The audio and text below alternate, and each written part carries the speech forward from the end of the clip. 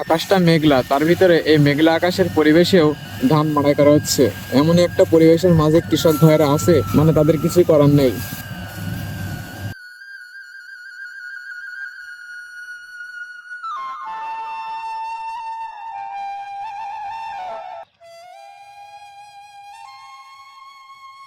আর এই সময় মাঠের পরিবেশ দেখতে আমি চলে আসলাম এবং আপনাদেরকে দেখাতে চাচ্ছি এবং বোঝাতে চাচ্ছি মাঠের অবস্থা।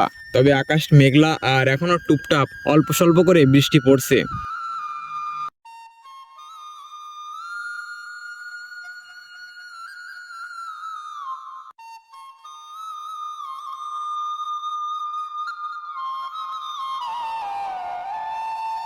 এই পাশে এক কৃষক ভাই ধান কেটে রেখে দিয়েছে, এখনো ধান বান্ধা হয়নি।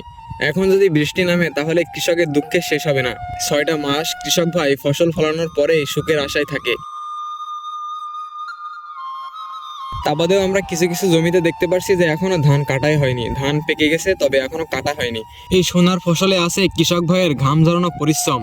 সবকিছু মিলে আমি যেটা চাই যে বৃষ্টি নামার আগে এবং কৃষকের এই ফসল নষ্ট হওয়ার আগে কৃষক ভাই যেন তাদের এই সোনার ফসল, কষ্টের ফসল বাড়ি নিয়ে যেতে পারে। তাহলেই যখন কৃষক ভাই এই কষ্টের ফসল, শ্রমের ফসল বাসায় নিয়ে যেতে পারবে, তখনই কৃষকের মুখে হাসি ফুটবে। তবে এই মেঘলা আকাশ দেখে কৃষকের মুখে হাসি কখনোই ফুটবে না, কারণ তার কষ্টের ফসল যদি নষ্ট হয়ে যায় সে আসলে অনেক কষ্ট পাবে।